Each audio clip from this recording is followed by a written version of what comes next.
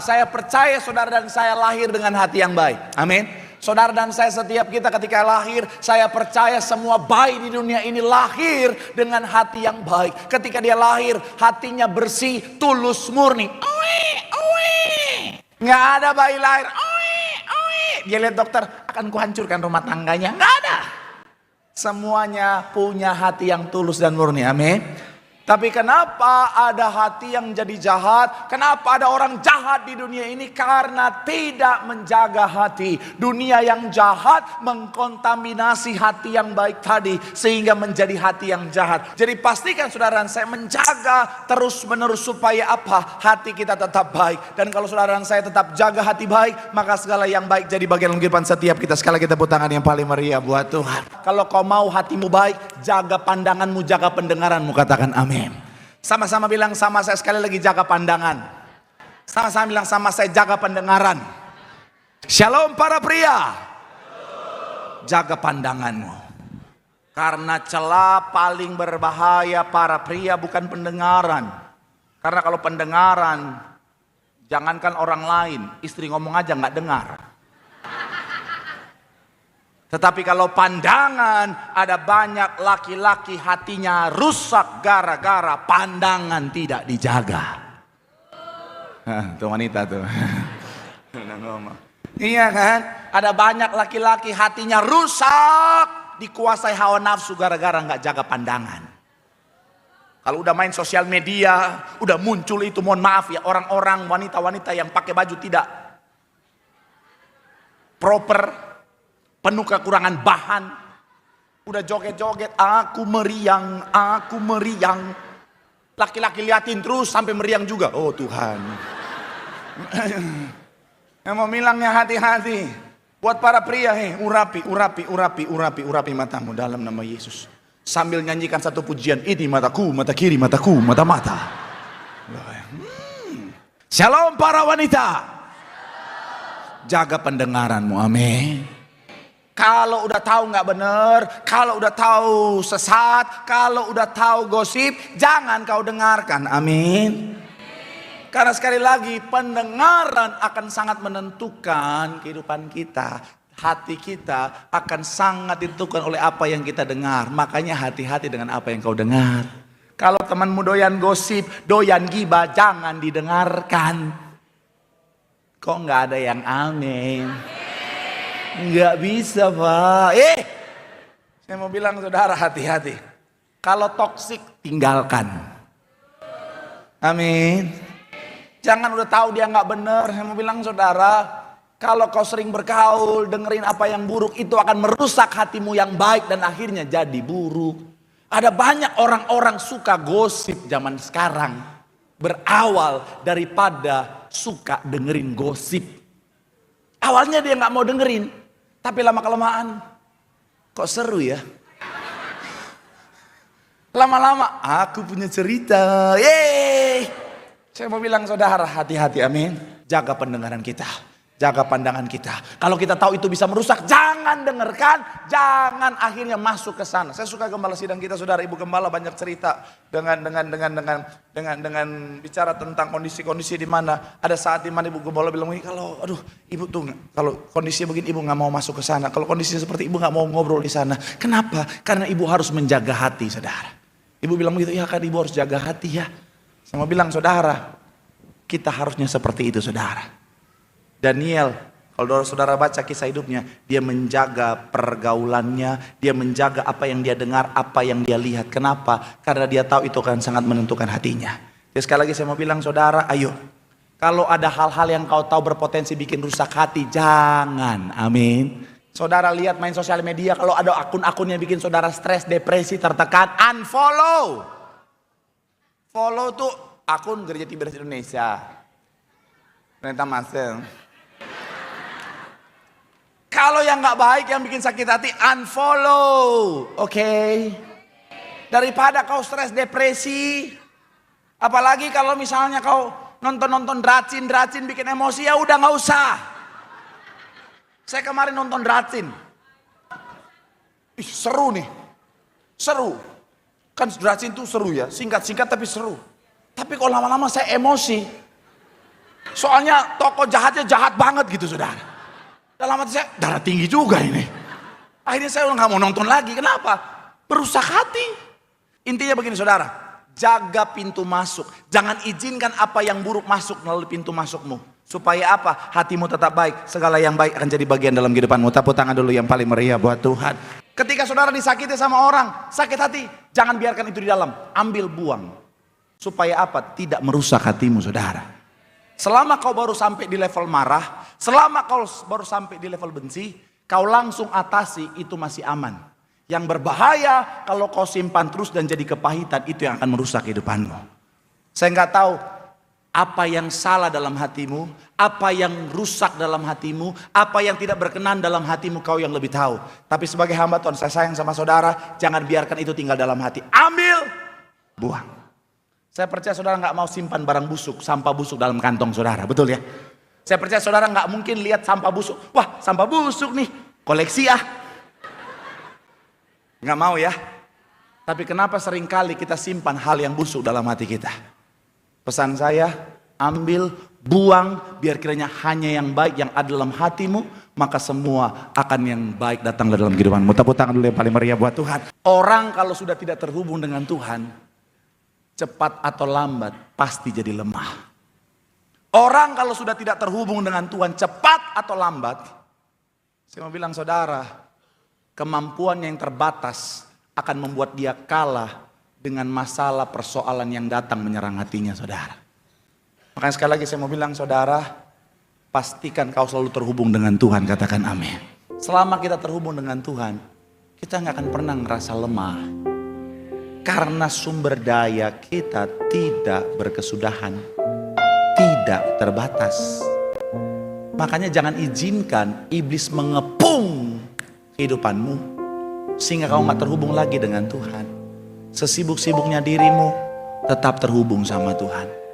Secapek-capeknya dirimu, tetap doa, nyembah Tuhan. Di situ ada kekuatan.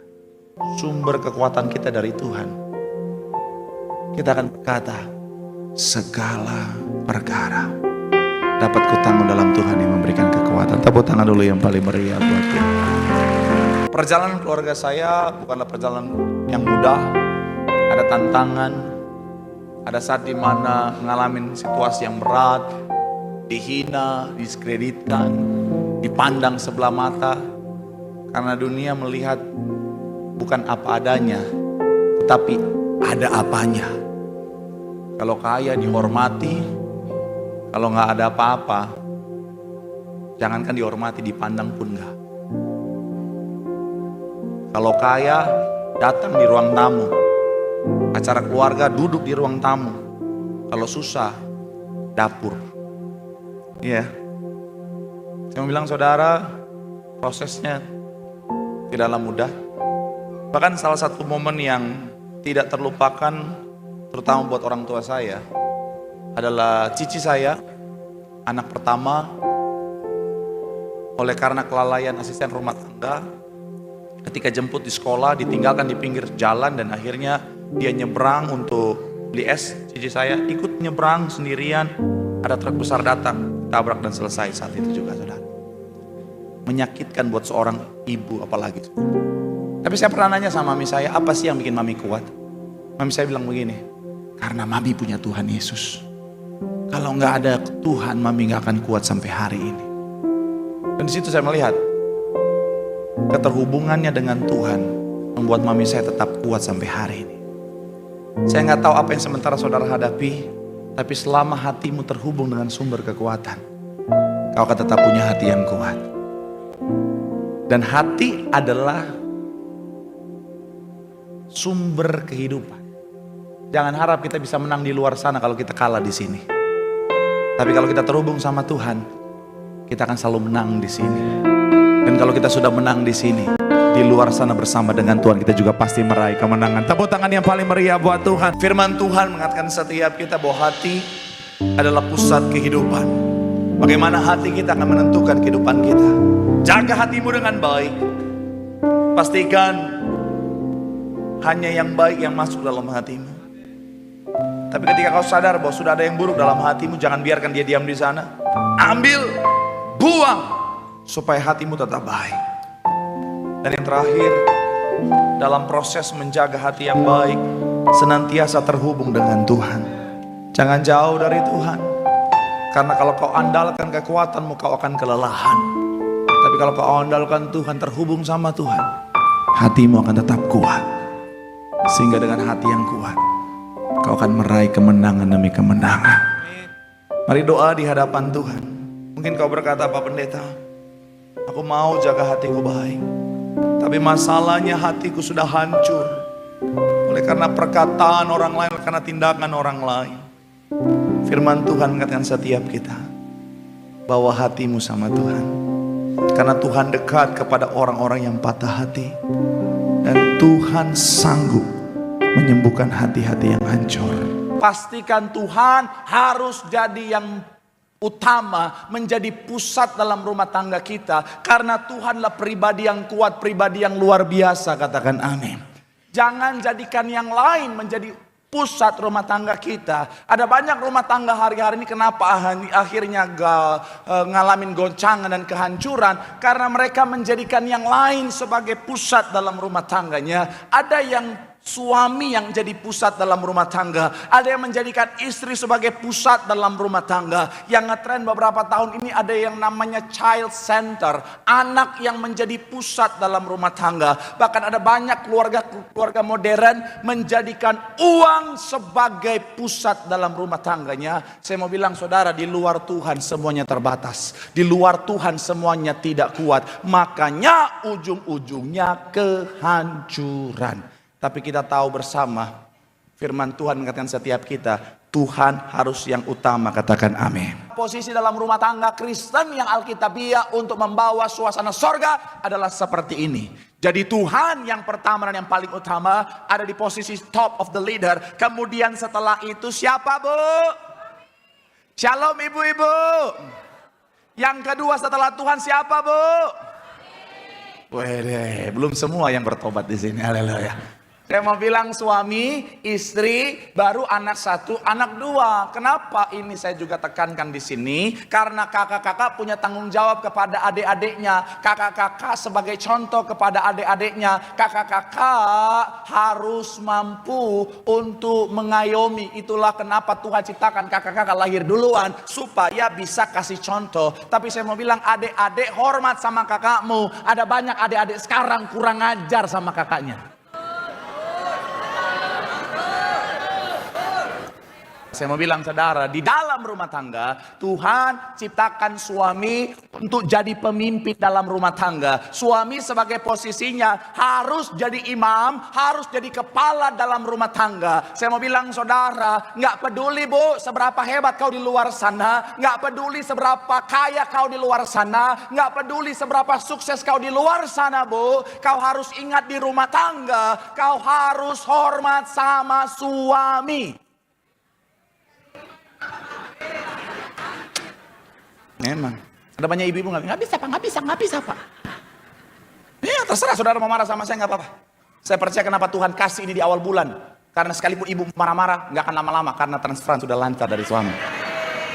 Tapi saya mau bilang Bu, iya, ada banyak rumah tangga kenapa hancur, karena ada banyak istri-istri mau melangkahi kepemimpinan suami. Suami kasih tahu dia nggak mau dengar, dia mau jadi pemimpin dalam rumah tangga. Sehingga apa? Dalam rumah tangga ada dualisme, ada dua kepemimpinan. Saya mau bilang saudara, disinilah titik awal kehancuran rumah tanggamu. Ketika dalam rumah tangga ada dua kepemimpinan, istri nggak mau taat sama suami, istri nggak mau dengerin suami. Saya mau bilang saudara, saat inilah kehancuran sementara ada dalam rumah tanggamu. Kalau sudah dalam rumah tangga Bu, sehebat apapun kau di luar, di rumah istri harus sadar posisi. Amin. Namanya istri sadar posisi bahwa suaminya lah adalah pemimpin. Terima kasih buat ibu-ibu yang sudah bertobat. Shalom para wanita. Jadilah wanita yang mau dan sadar, bahkan menghidupi bahwa memang wanita harus menghargai pemimpin dalam rumah tangga. Mohon maaf ya, disinilah saya salut sama saudara istri-istri dari saudara sepupu kita. Mohon maaf ya, istri-istri saudara sepupu kita, Suaminya marah, "Mama!" Mereka langsung, "Ampun papa, jangan talak mama." Rumah tangganya sakinah mawadah maromah. Istri Kristen, suami belum ngomong baru, apa?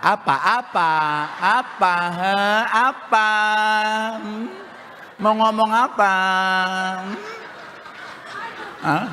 Mau talak, cerai, neraka kau. Jangan ketawa bu, bertobat. Mohon maaf ya, saya mau bilang saudara, saya kemarin saudara baca ada satu buku parenting, saudara, dia bilang begini saudara, bahwa ketika bicara tentang rumah tangga, dan ini sejalan dengan ada seorang artis saudara, dia ngomong juga tentang ini. Jadi anak-anaknya itu mereka bawa ke psikolog. Kenapa? Karena mereka anak-anaknya itu saudara kayak nggak percaya diri, insecure. Kemudian bicara tentang masa kecilnya tuh sepertinya saudara dalam kondisi dimana kok kayak orang yang mohon maaf saudara apa-apa serba takut. Dan ternyata ketika dibawa ke psikolog saudara ditemukan begini. Karena mereka melihat orang tua mereka itu kepemimpinannya itu tidak satu titik saudara. Artinya apa? Suami udah ambil keputusan, istrinya bilang enggak, jangan dengerin papa, dengerin mama. Dan itu merusak psikologis anak loh bu. Betul, ini saya pendeta, saya kasih tahu sama saudara. Dari semua sesi baru di sini agak serius sekali. Tapi betul, makanya belajarlah untuk tunduk sama suami. Ibu-ibu Sunter komplain sama saya, "Pak Pendeta, saya sih mau karena memang firman Tuhan bilang begitu Pak Pendeta. Tapi kan ya suami yang bagaimana dulu dong Pak Pendeta." Tergantung suaminya dong Pak Pendeta. Betul ibu-ibu? Bapak Gembala ajar saya, Ibu Gembala ajar saya, firman Tuhan harus disampaikan, ya katakan ya, tidak katakan tidak. Jangan fokus menyenangkan hati jemaat tapi tidak mengabarkan kebenaran. Saya mau bilang buat ibu-ibu sekali lagi bu, suami adalah kepala dalam rumah tangga. Betul para pria? Iya, gitu dong. Ada banyak istri-istri zaman sekarang, kenapa akhirnya di luar daripada kalau misalnya single parent saudara, tapi ada banyak istri-istri akhirnya apa? Mereka akhirnya menaikkan dirinya sebagai pemimpin dalam rumah tangga. Karena memang ada banyak suami-suami zaman sekarang gak bisa jadi pemimpin dalam rumah tangga.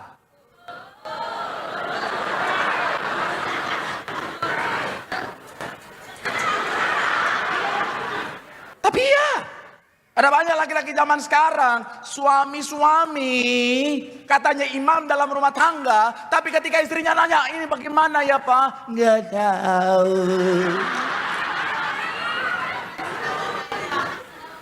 Mohon maaf ya, lazy. Saya mau bilang ya, nggak boleh. Suami sebagai imam harus mampu memimpin dalam rumah tangga, amin. Shalom para wanita yang belum menikah. Jangan menikah dengan laki-laki yang tidak mampu jadi pemimpin dalam rumah tanggamu kelak. Ya, karena kasihan dirimu nanti kau menderita. Pilihlah laki-laki yang mampu jadi pemimpin. Kenapa? Karena pemimpin harus ambil keputusan yang sesuai dengan panggilan Tuhan dalam kehidupannya. Jadi kalau ditanya, "Ini bagaimana ya?" Jangan, "Nggak tahu." Tapi sayang bagaimana dong? Terserah. Udah hilang rumah tanggamu hilang ke laut rumah tanggamu hilang. Laki-laki sebagai pemimpin harus punya visi harus ada misi. Jadi ketika ditanya, "Oh bagaimana hal yang esensi dalam rumah tangga?" "Oh ini yang kau harus ambil ini. Supaya apa? Mencapai tujuan." Jangan laki-laki nggak bisa memimpin. Betul para wanita? Belajar dari Ibu Gembala Sidang, beliau itu Ibu Gembala yang sosok wanita yang luar biasa. Beliau itu sosok wanita yang luar biasa. Tetapi beliau mau tunduk kepada Bapak Gembala sebagai suami dalam rumah tangganya. Jadi ya udahlah. Tapi pesan saya ya buat para wanita-wanita terutama ibu-ibu ya. Shalom ibu-ibu. Laki-laki itu kepala. Oke? Tapi istri itu leher. Gini. Dalam rumah tangga kepala harus jadi decision maker. Ada satu profesor yang saya ikut seminarnya, dia bukan Kristen tapi Alkitabiah sekali pembahasannya, dia bilang begini, dalam rumah tangga yang harus ketok palu harus suami. Karena itu berkaitan dengan harga dirinya sebagai suami. Ibu-ibu jangan ambil keputusan langsung. "Mama tetap suami harus ketok palu. Karena gini, laki-laki itu akan melakukan apa saja untuk keluarga, asal jangan disuruh. Contoh gini, genteng bocor nih, bocor. Jangan kau bilang, Papa gimana sih main HP terus itu benerin dong, bagaimana sih Pak? Malas dia ditutup kuping. Jangan. Persuasif. Jadi kau datangnya, Pak gimana ya bocor tuh gimana ya? Soalnya tadi mama lihat netes terus. Nggak akan hitungan 3, naik dia itu saudara. Betul. Sekalipun kau bilang, Pak tapi hujan, naik dia, tenang. Petir Pak, tenang. Aku Thor, putra petir. Naik, asal jangan disuruh. Iya, ini teknik ini. Karena gini, laki-laki memang kepala, pengambil keputusan, tapi istri itu leher. Perhatikan ini kalau masih bingung.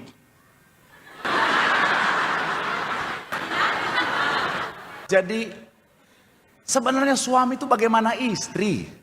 Betul. Suami itu sebenarnya kan suami kepala, istri itu penasehat. Istri itu penentu.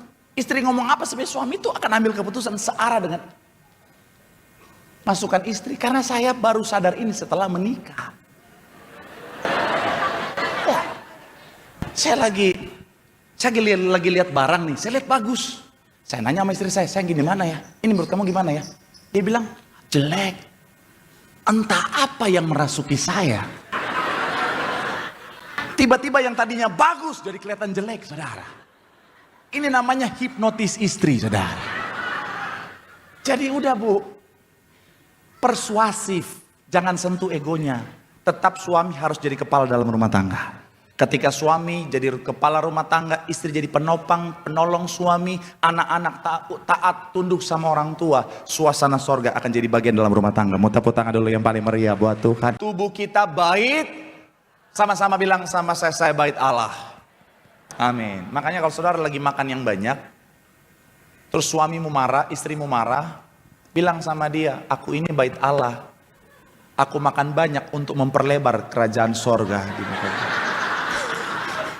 Kemudian ketika menikah, 2 menjadi 1. Ini artinya bait Allah yang lebih besar. Tetapi tetap dalam konsep utama bait Allah adalah kekudusan. Kenapa? Karena bait Allah adalah tempat Allah itu bertakhta bersemayam. Dan saya mau bilang saudara, makanya di bait Allah ada ruang kudus, ada ruang maha kudus. Artinya apa? Kekudusan adalah hal yang mutlak. Makanya gembala sidang kita selalu bilang apa? Ayo jaga kekudusan. Suci pikiran, suci perkataan, suci perbuatan.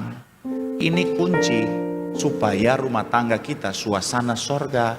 Ada banyak rumah tangga hancur karena nggak jaga kekudusan dalam rumah tangga.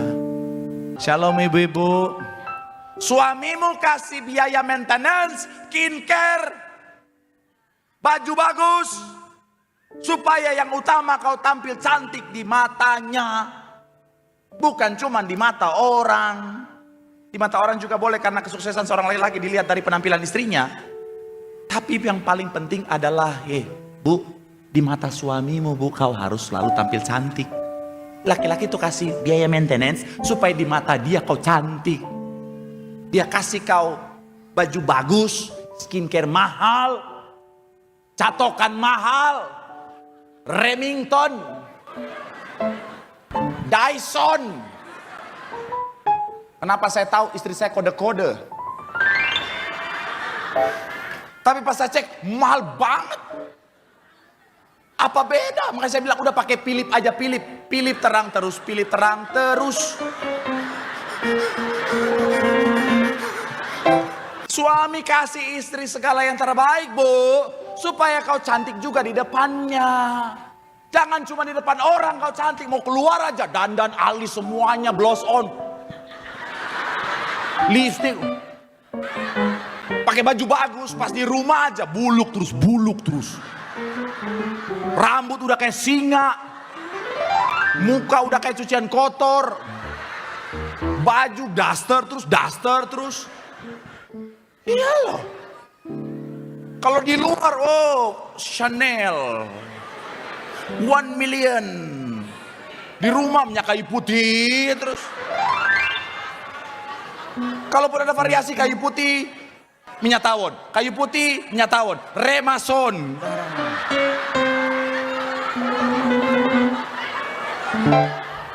Setiap kali suami mendekat,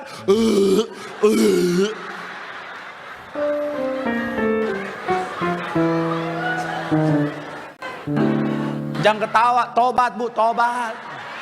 Betul para pria?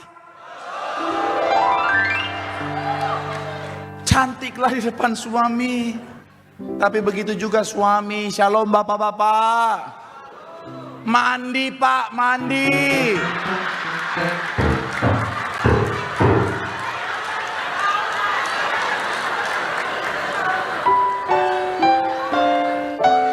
Iyalah. Mentang-mentang libur aja, nggak mandi seharian. Suami istri lewat, bantar gebang kok pindah ke kamar.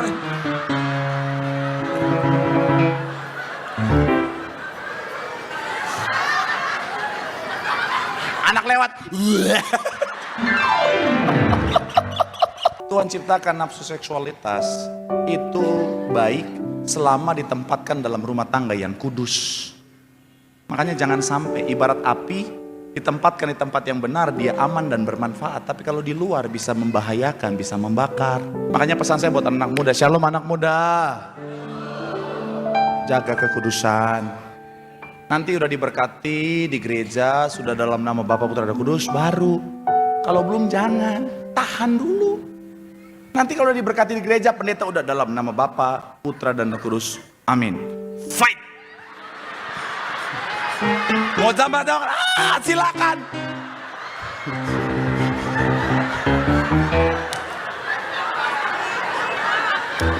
Sudah sah.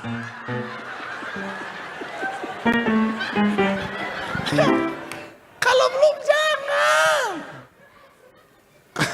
Kalau pacarmu gatal, urapi dia dalam nama Yesus. Sekali lagi, karena kekudusan ini penting. Kekudusan lumbung-lumbung dalam rumah tanggamu. Jangan izinkan Pak, Bu, uang haram kau kasih makan sama istri dan anak-anakmu. Yes. Jangan bawa, karena itu kutuk yang akan menghancurkan rumah tanggamu. Lebih baik sedikit dalam kejujuran, dalam kebenaran, daripada banyak dalam ketidakadilan. Tapi jangan takut, sekalipun sedikit. Ingat konsep 5 roti 2 ikan. Di tangan Tuhan yang sedikit sanggup Tuhan ubahkan jadi kelimpahan. Tepuk tangan yang paling meriah buat Tuhan. Shalom para pria yang belum menikah. Pastikan kau menikahi wanita yang sungguh-sungguh kau cintai dalam hidupmu. Kenapa? Karena seumur hidup itu lama.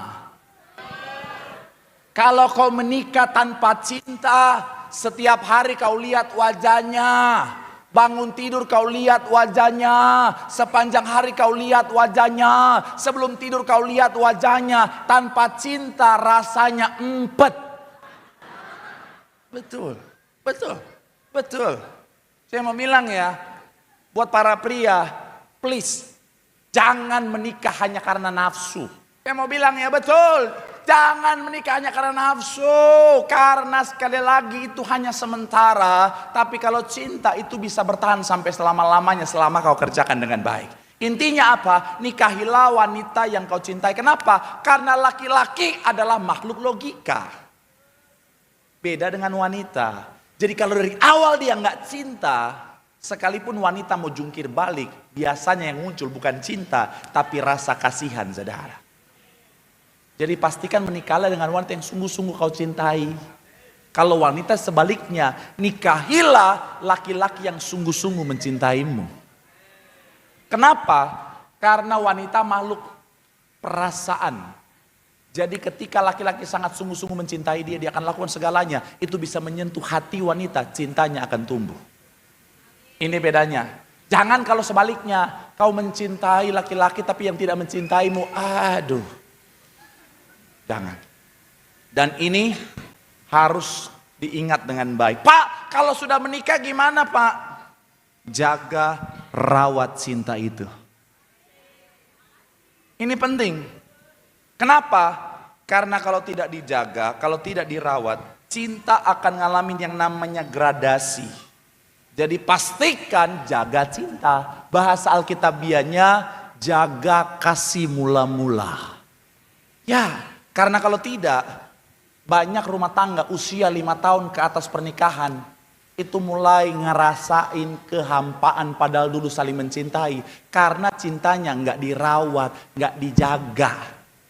Saya belajar dari gembala sidang kita, Bapak Ibu gembala kita sampai usia senior mereka, itu romantisnya luar biasa karena selalu dijaga yang namanya kasih mula-mula.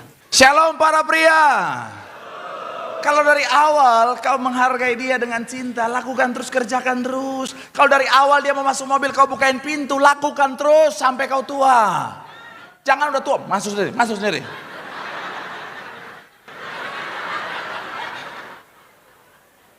Kalau dari awal setiap kau naik motor bersama dia, kau bukakan tuh footstepnya. Kau garuk-garuk dengkulnya.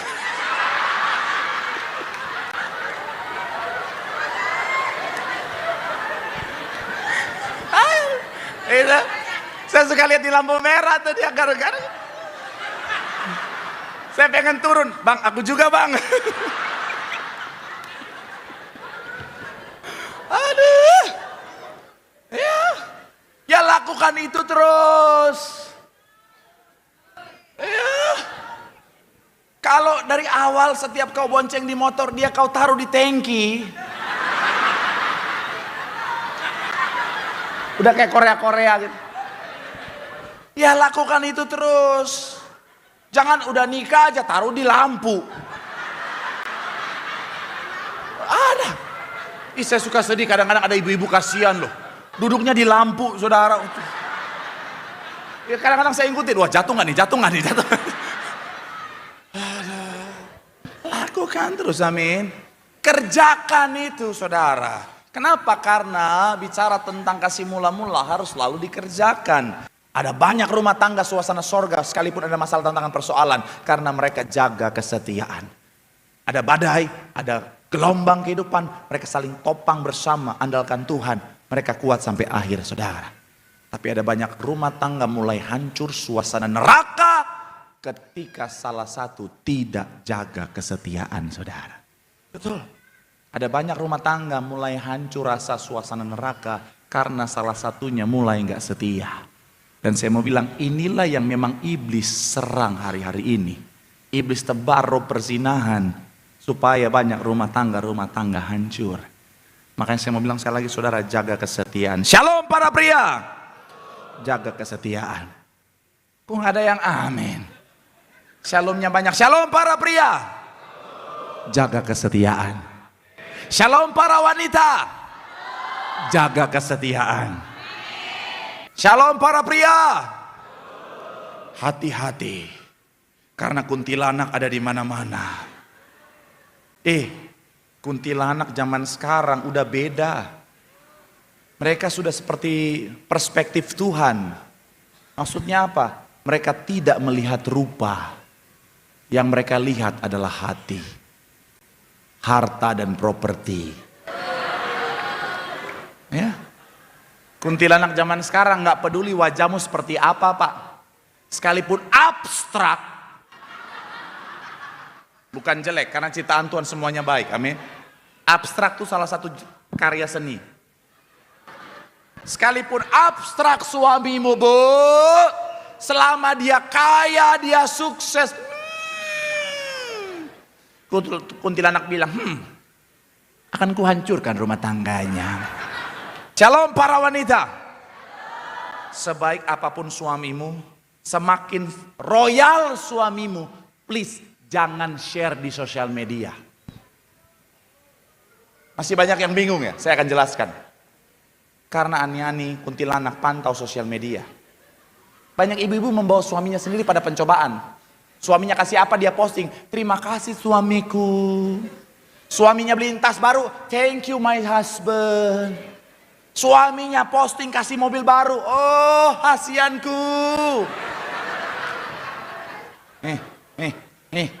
Kuntilanak lihat, oh royal suaminya ya. Akan kukuasai hartanya. Makanya Bu ya, pesan saya Bu ya, semakin royal suamimu, semakin sukses suamimu, simpen dia. Jangan posting-posting, simpen, ikat di rumah. Betul, betul. Karena semakin kau posting, kuntilanak bilang, Tuhan, apa yang terikat di bumi terikat di sorga. Ya, hati-hati. Begitupun juga sama, para wanita juga sama. Pastikan apa saudara, jaga yang namanya kesetiaan. Karena zaman sekarang sama. Banyak wanita-wanita ada roh-roh ulat bulu saudara. Jaga kesetiaan. Gembala sidang selalu bilang apa? Ayo, jaga kekudusan rumah tanggamu. Jaga kesetiaan. Buaya ada di mana-mana. Ya, bahasa mereka juga halus. Halo dek.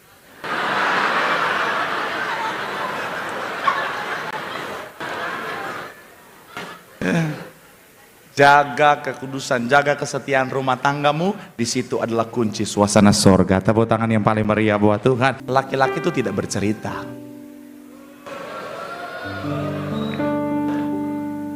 Tapi ketika dia bercerita, artinya dia sangat butuh didengarkan. Ya, jadi dengerin. Jangan suami baru ngomong dikit, mah. Aduh, papa tadi kena marah di kantor. Ah, pasti gara-gara lu tuh memang laki-laki gak berguna. Lu pasti malas, lu gak bener, lu dasar lu. Dasar memang laki-laki apaan lu. Suaminya stroke ringan. Jangan ketawa, tobat bu, tobat. Dengarkan suamimu, amin. Pak, ayo, jadilah pendengar yang baik. Wanita tuh karunia berkata-kata memang lebih, makanya ketika kau siap menikah, siap jadi pendengar yang baik. Justru wanita kalau dia diam itu yang bahaya. Selama dia cerewet, aman. Kalau dia udah diam, kamu kenapa? Enggak apa-apa. Wah, aman. Pendengar yang baik. Pak, tapi saya pusing pak. Kau yang salah pak. Kok gimana? Nih, shalom para pria. Kenapa kau pusing dengerin cerita istrimu? Karena kau berpikir untuk kasih dia solusi. Memang ini bagian dari naluri laki-laki, imam dalam keluarga. Ketika istri ceritain masalah, dia berusaha untuk selalu berpikir gimana solusinya. Nah inilah yang bikin pusing. Wanita tuh seringkali cuma butuh didengarkan, dia gak butuh solusi. Betul para wanita? Jadi gak usah pikirin pak. Dia ngomong apa dengerin aja.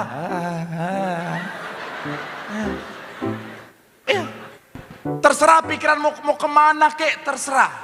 Yang penting ekspresi.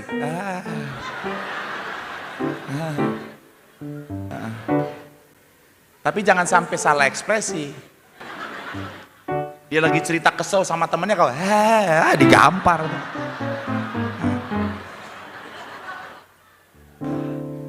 Ketika dia kesel-kesel gitu, nggak mikir juga nggak apa-apa, yang penting jidat berkerut.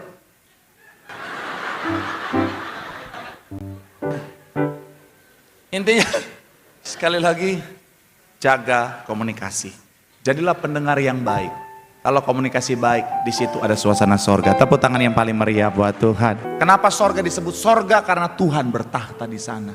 Ngapain kita di sorga? Menikmati hadirat Tuhan. Saudara pernah nyembah terus kayaknya damai banget? Itu sorga. Makanya ketika kita membangun mesbah, Tuhan hadir, bertahta di atas pujian penyembahan-Nya, keluarga ngalamin suasana sorga di dalamnya. Bapak-bapak bangun mesbah, nyembah Tuhan. Ibu-ibu bangun mesbah, nyembah Tuhan. Anak-anak ingatkan orang tuamu, bangun mesbah. Tuhan hadir, bertahta dalam rumah tanggamu. Di situ suasana sorga. Sekali lagi tepuk tangan yang paling meriah buat Tuhan. Saya nggak tahu apa yang Tuhan taruh di hati saudara. Saya nggak tahu apa yang Tuhan perintahkan sama saudara. Tapi saya mau bilang saudara, kalau Tuhan yang suruh belajar taat. Firman Tuhan ini ya dan amin. Katakan amin. Taat, ketika kita mau taat rancangan Tuhan pasti jadi bagian setiap kita. Tepuk tangan yang paling meriah buat Tuhan. Bilang sama kanan kirimu, iman yang benar adalah iman yang taat. Bilang sama yang ngomong jangan keras kepala. Bilang sama yang ngomong kamu juga jangan ngomong doang. Tepuk tangan yang paling meriah buat Tuhan. Haleluya. Aku punya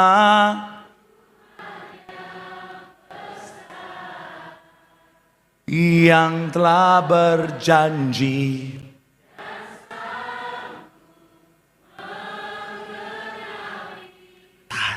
Kalau saudara bilang, oh Pak, saya punya iman yang benar. Iman yang benar akan selalu percaya Tuhan sanggup lakukan perkara yang ajaib. Dan dalam hal ini harusnya tidak akan ada lagi ketakutan, kekhawatiran. Amin. Kalau kita beriman yang benar, gak ada ketakutan, gak ada kekhawatiran. Kekhawatiran gak akan muncul karena kita tahu Tuhan pelihara hidup kita. Ketakutan gak akan muncul karena kita tahu Tuhan yang pegang hidup kita. Jangan lagi anak Tuhan takut-takut, takut setan. Ya, saya selalu bilang harusnya setan yang takut lihat kita. Bukan karena kita sudah lebih daripada setan, kadang-kadang bukan. Karena kita anak terang, amin. Jadi saya bilang, saudara, masa anak Tuhan masih takut setan? Jalan tempat gelap, permisi anak babi mau lewat, nggak ada. Nggak boleh. Anak Tuhan masih takut kuasa kegelapan. Anak Tuhan masih takut dukun, santet. Ya, saya mau bilang saudara, kita anak Tuhan, amin. Saya mau bilang saudara, anak Tuhan, mau takut apa? Kuasa kita lebih besar, amin. Ada dulu orang bilang begini, aku santet kamu ke saya. Hari ini aman-aman aja. Generasi yang diurapi, bos. Kalau saudara lihat saya agak kacau-kacau dikit, bukan karena saya pernah disantet, bukan. Memang saya suka bercanda. Saya mau bilang sekali lagi saudara, apa yang perlu kita takutkan saudara? Amin. Pak, tapi masalahnya Pak, ini bukan santet Pak, ini rancangan orang jahat. Hello. Rancangan orang jahat tidak berkuasa atas dirimu, amin. Kenapa? Karena Tuhan jauh lebih berkuasa. Ya saya ngerti. Kalau orang itu punya kuasa, kalau orang itu punya power, kalau orang itu punya koneksi, kadang-kadang kedagingan kita bilang, aduh ngeri juga ya. Saya pernah ada di sana. Tapi proses kehidupan yang Tuhan izinkan dalam kehidupan saya membuat saya sadar. Hidup saya di tangan Tuhan. Makanya Yusuf dalam proses kehidupannya, Yusuf berkata apa? Orang boleh merekakan kejahatan buat saya, tapi Tuhan mengubahkan, mereka rekakan yang baik buat kehidupan saya. Tepuk tangan dulu yang paling meriah buat Tuhan. Hidup kita bukan ditentukan oleh rancangan orang jahat. Amin. Jadi nggak usah takut saudara, karena Tuhan yang pegang hidup kita. Tepuk tangan yang paling meriah buat Tuhan. Meskipun 1000 tangan manusia menarikku jatuh, namun Tuhan yang bela. Cukup. Sekali lagi saya mau bilang saudara, iman yang benar adalah iman yang percaya bahwa kuasa Tuhan melebihi segalanya. Tepuk tangan yang paling meriah buat Tuhan. Kita percaya kuasa Tuhan, amin. Tapi kalaupun Tuhan gak jawab, kalaupun Tuhan gak tolong, kalaupun Tuhan gak kasih, bahkan mungkin Tuhan izinkan bertentangan 180 derajat, kita percaya rencana Tuhan selalu yang terbaik. Tugas kita selalu percaya ini yang terbaik, pasti indah pada waktunya. Tepuk tangan yang paling meriah buat Tuhan. Shalom anak muda. Sekalipun Tuhan gak jawab sesuai yang kau inginkan, tetap percaya rencana Tuhan, amin. Kau yang lagi berharap, Tuhan aku mau Natal ini tidak sendirian, dan Tuhan belum kasih, gak apa-apa. Yang penting ada penyertaan Tuhan yang sempurna, amin. Kau yang minta, Tuhan kasih aku liminho Tuhan. Ternyata Tuhan kasih Bang Ucok dalam hidup. Ya udah mau lihat tegodang Tuhan. Kau yang berdoa, Tuhan kasih aku Lisa Blackpink. Tuhan kasih Lisa Black Panther. Ya haleluya. Ya. Tuhan tahu apa yang terbaik bagi setiap kita. Bilang sama kanan kirimu, iman yang benar, iman yang percaya rencana Tuhan yang terbaik. Tepuk tangan yang paling meriah buat Tuhan. Bukannya nakut-nakutin ya, tapi jadi orang Kristen tuh gak mudah. Orang Kristen harus pikul salib, orang Kristen harus bayar harga. Makanya gembala sidang selalu bilang apa? Ikut Tuhan harus siap korban. Makanya saya gak setuju kalau ada orang di TikTok bilang begini, jadi Kristen tuh enak, tinggal tepuk tangan nyanyi masuk surga. Ferguson. Apapun keadaannya, apapun penganiayaannya, tetaplah setia. Tetaplah pertahankan imanmu. Sakit, berat, penuh air mata. Tapi apa yang Tuhan sediakan jauh lebih luar biasa. Boleh taruh tangan kananmu di dada. Katakan, sekali Yesus, tetap Yesus sampai selama-lamanya. Tepuk tangan yang paling meriah buat Tuhan. Firman Tuhan mengatakan setiap kita, terutama yang hidup di akhir zaman, mari tetap punya iman yang benar. Iman yang benar adalah iman yang tetap hidup dalam ketaatan. Iman yang benar adalah iman yang tetap percaya akan kuasa Tuhan. Iman yang benar adalah iman yang percaya bahwa rencana Tuhan selalu yang terindah. Dan iman yang benar adalah iman yang tetap setia sampai selama-lamanya. Apapun keadaanmu, apapun situasimu, apapun jawaban doa yang kau terima dalam hidupmu, tetap percaya, tetap setia. Sekalipun mungkin tidak mudah, sekalipun mungkin penuh dengan air mata, tetap setia. Karena ada mahkota kehidupan yang Tuhan sediakan bagi mereka yang setia sampai akhir.